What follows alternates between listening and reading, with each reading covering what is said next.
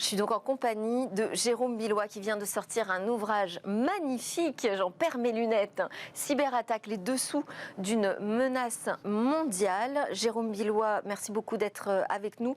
C'est paru chez Hachette Pratique il y a quelques jours à peine. J'ai eu le temps de le parcourir, c'est vraiment une plongée palpitante dans votre métier.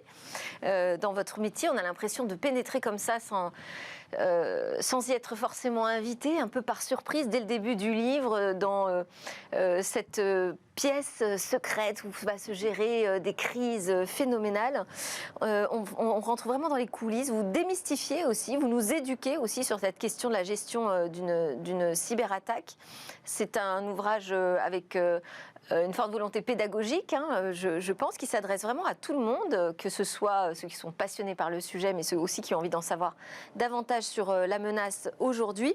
Je précise que vous êtes associé au sein du cabinet Wavestone sur la spécialité de la cybersécurité et la confiance numérique. Vous êtes également membre d'administration du CLUSIF, qui est l'association qui rassemble les plus importants acteurs aujourd'hui de la sécurité en France. Également administrateur du campus cyber, là c'est vraiment le hub national sur la cybersécurité qui est encore en construction, c'est encore tout nouveau. Donc expert de la gestion du risque depuis plus de 20 ans. Ma question déjà c'est pourquoi ce livre maintenant ?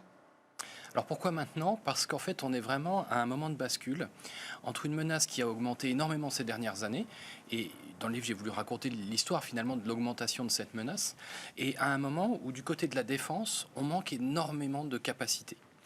Et en particulier de capacités humaines, de bras pour travailler sur la cybersécurité.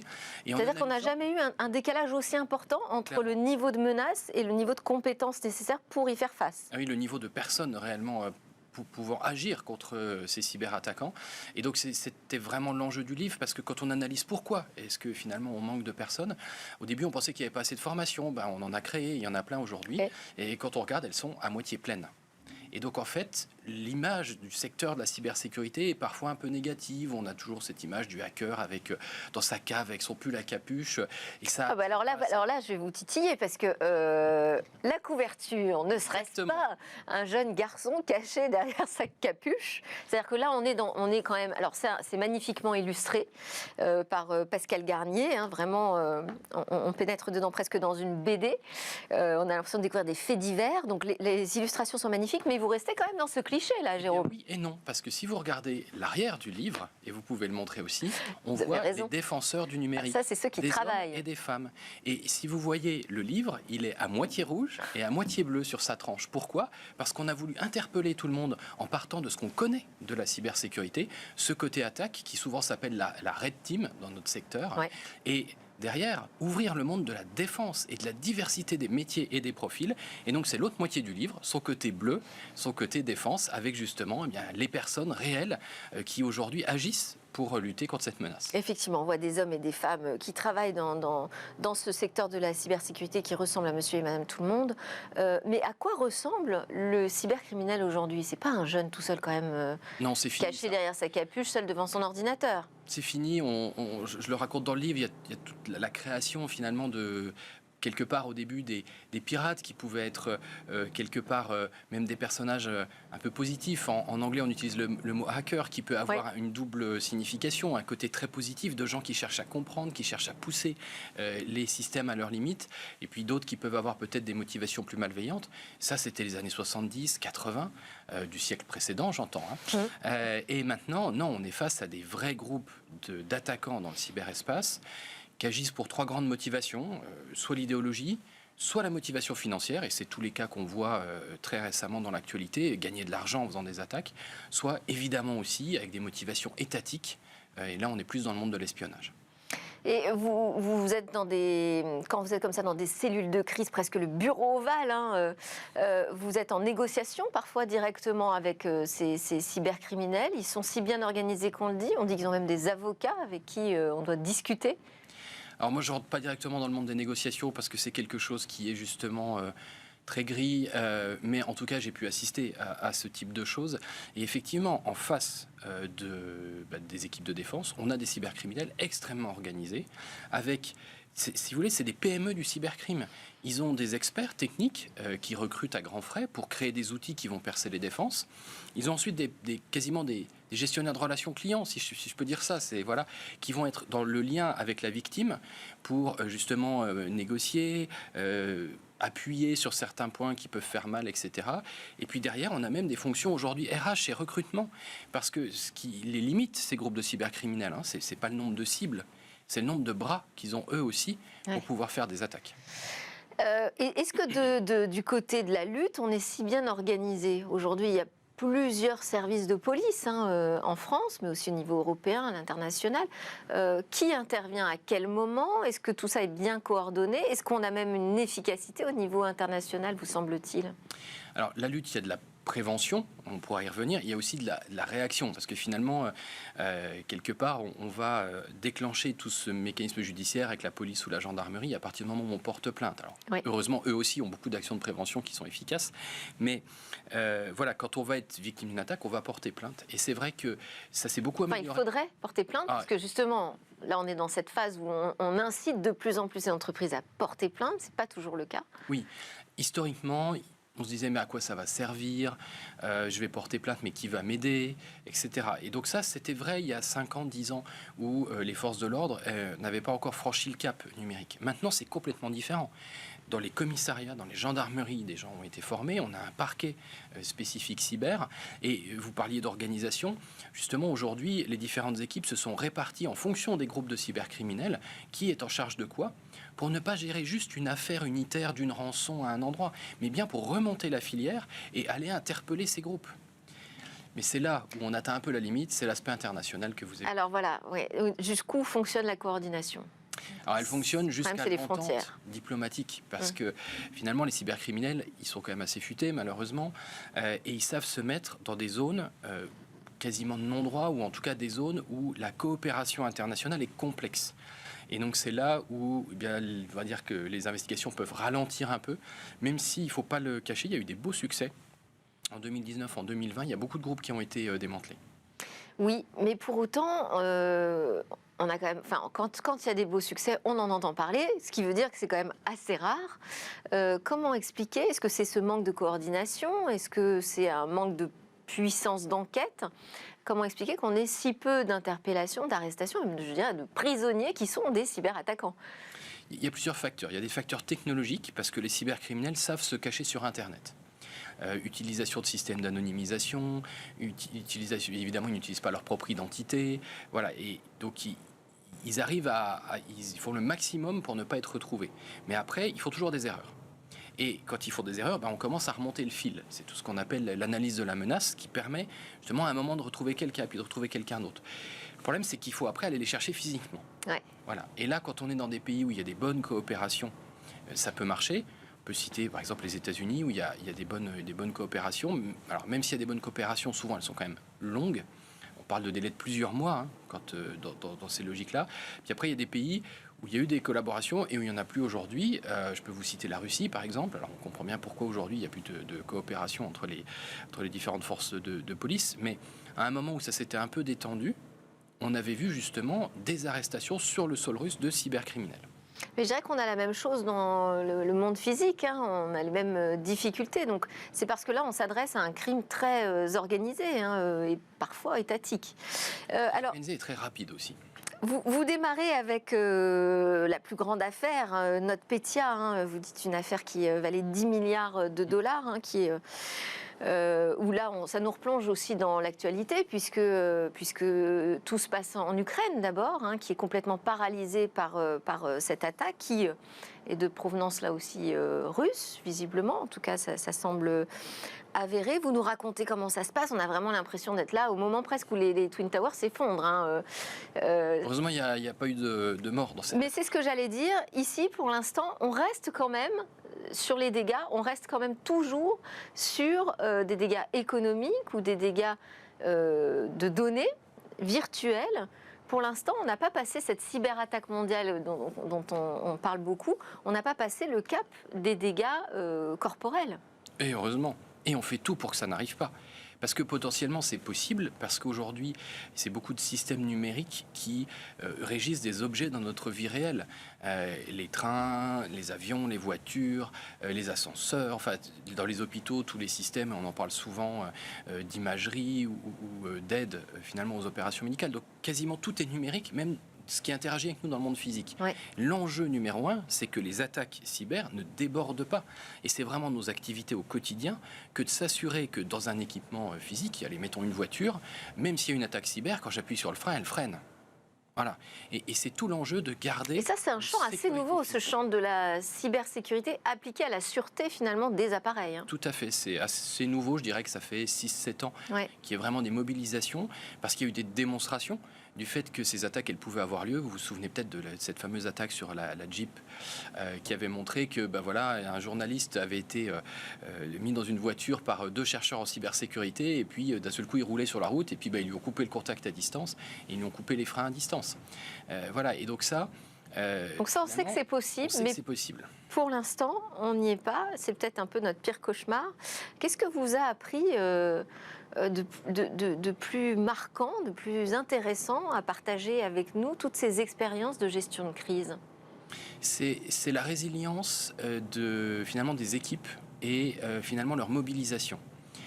Parce que quand une entreprise ou une organisation comme un hôpital est d'un seul coup est attaquée, finalement tout son personnel, les personnes dans l'entreprise d'un seul coup se mobilisent et au maximum essayent d'aider.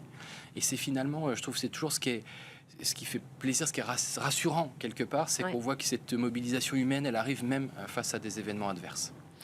Alors, combien ça coûte un audit de sécurité? Parce que finalement, pour se protéger, l'idéal, c'est quand même de vérifier si on a l'équipement nécessaire et efficace. Combien ça coûte un audit de sécurité? Est-ce qu'aujourd'hui, un des freins principaux à la bonne protection de notre économie et de notre société, c'est le frein économique?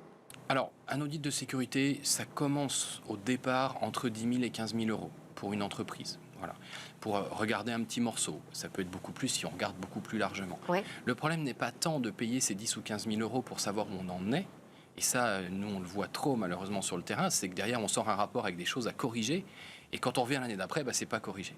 Ouais. Et voilà. Donc l'audit est rentré assez dans les mœurs. Par contre, le fait de corriger, c'est encore compliqué. Et surtout, ce qui doit vraiment changer... Et c'est un frein économique, c'est une question de budget? L'allocation de ressources? De moins en moins. Alors ça dépend évidemment des secteurs, ça dépend évidemment de la taille des entreprises. Pour celles que je connais bien, c'est-à-dire les grandes entreprises, aujourd'hui, c'est plus un problème de budget.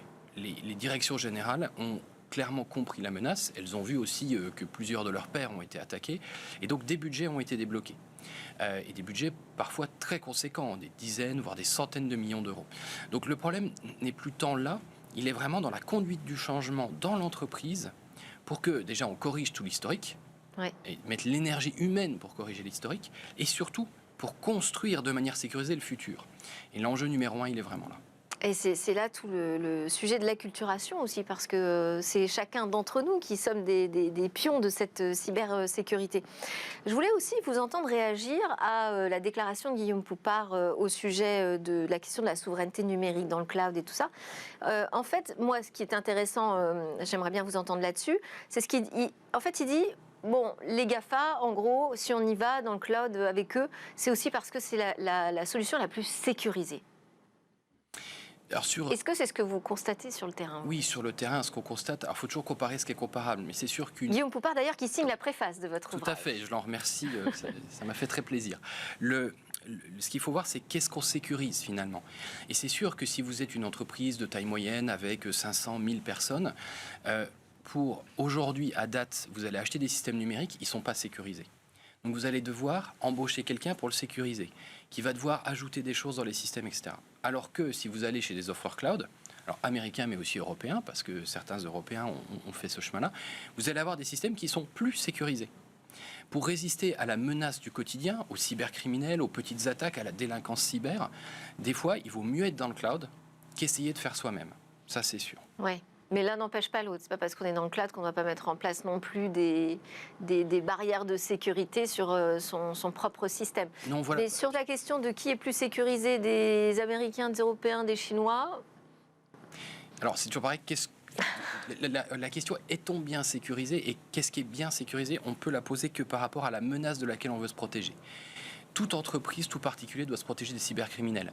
Comme à la maison, on met une porte, un verrou, parce qu'on ne veut pas qu'un cambrioleur passe et nous prenne nos affaires. Donc ce niveau de sécurité-là, c'est le niveau de sécurité basique, minimum, que tout le monde doit avoir.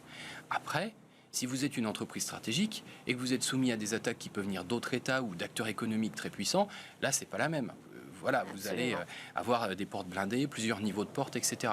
Et c'est là où le cloud, en tout cas non souverain, peut poser problème, parce qu'on sait que juridiquement, il y a des moyens d'accéder à un certain nombre de choses en c'est ça, parce qu'en fait, dans les recommandations, il y a à la fois la question de la sécurité, mais j'imagine il y a la question de la confiance numérique, parce que dans votre attribution, vous travaillez les deux sujets. Et là, quand on parle de confier finalement ces données stratégiques à des opérateurs qui ne sont pas européens, là, en revanche, sur la question de la confiance numérique, ça pose aujourd'hui un vrai problème.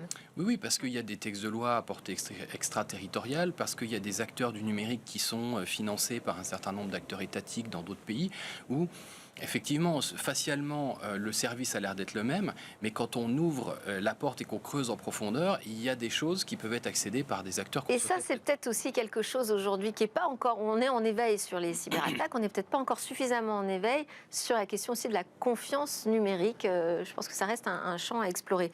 Je voulais vous faire réagir aussi à cette recommandation de Bercy sur l'indemnisation en cas de paiement de rançon par une entreprise qui est victime d'une attaque par ransomware. Alors, ce qu'il faut bien comprendre, c'est que ce rapport a fait couler beaucoup d'encre, mais en fait, il ne fait que préciser quelque chose qui était déjà le cas. Avant ce rapport, ça n'était pas illégal de payer une rançon. Et malheureusement, beaucoup de structures l'ont fait. Donc, ce qu'il faut voir, c'est qu'il clarifie un petit peu la position sur ce sujet-là, sans recommander évidemment le paiement de la rançon, même si on peut le comprendre comme ça de prime abord. Ce qu'il faut voir, c'est que quand on est victime d'un cybercriminel qui bloque tout le système et qui vous demande de payer la rançon, finalement, quand vous allez payer, qu'est-ce qui va se passer? Vous allez lui envoyer de l'argent et lui va vous renvoyer un bête email avec un petit outil en pièce jointe pour récupérer vos données. Mais ça veut quand même dire qu'il va falloir aller sur tous les ordinateurs un par un pour récupérer les données, et qu'il va quand même falloir que vous sécurisiez votre système. Et donc, payer la rançon, c'est pas magique du tout. La crise, elle va coûter autant d'argent, elle va durer aussi longtemps. Donc vraiment, nous, notre recommandation... Il y a des entreprises qui n'ont pas d'autre choix que payer la rançon, selon vous. Notre recommandation, c'est de ne payer vraiment qu'en tout dernier recours. Parce que, et c'est à quel moment? À quel moment on peut se dire qu'effectivement, là, on n'a pas d'autre choix? Voilà, le pas d'autre choix, c'est pas une question de temps. C'est une question d'avoir perdu les données. Si vous n'aviez pas de sauvegarde, si vous ne pouvez pas les recréer, les données, j'ai vu des clients embaucher des dizaines d'intérimaires pour ressaisir des données qui avaient été perdues. Ouais. Si vous ne pouvez pas les procurer auprès de tiers, vos clients, vos fournisseurs, etc., et que la perte de ces données met en cause la vie de votre structure et qu'elle peut conduire à un dépôt de bilan et à des licenciements, là, on atteint une limite où ça peut-être valoir le coup de payer, en sachant que derrière, il y a des conséquences néfastes. Parce qu'on envoie déjà un message en disant on est un payeur. Et qu'il n'y a pas de garantie non plus. Alors, il n'y a pas de garantie, même si je vais être honnête avec vous, il y a une espèce de code d'éthique des cybercriminels qui fait quand même que dans 90% des cas, quand on paye, on récupère la clé pour déchiffrer. Alors après, le reste de l'histoire, c'est que techniquement, il y a souvent des bugs. Ouais. Et donc souvent, on va pour déchiffrer les données, on n'arrive pas à tout récupérer. Et on devient une cible de choix, effectivement, pour une prochaine cyberattaque. Alors, en soi-même. Et puis aussi, on finance le cybercrime. Et on finance le cybercrime. Ça entraîne d'autres attaques. Bon, Jérôme Billois, le temps passe très vite avec vous. Je voulais quand même qu'on termine sur l'interview Express ensemble et vous interroger d'abord sur vos rêves. Je le ferai à titre professionnel, je dirais. C'est vraiment le rêve, ce serait d'arriver à ce qu'on conçoive des systèmes numériques qui soient sécurisés par défaut. Parce qu'aujourd'hui, on pave la route devant nous d'encore plus de problèmes.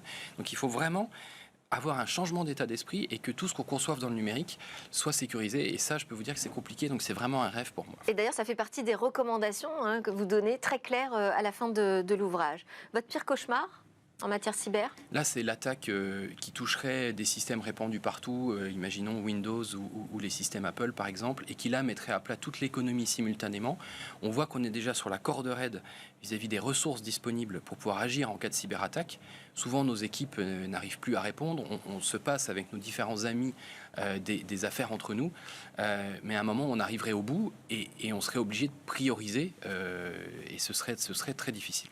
Merci beaucoup. C'était Jérôme Billois qui était venu nous présenter son ouvrage Cyberattaque de Hachette Pratique, les coulisses d'une menace mondiale. Je vous invite à le parcourir.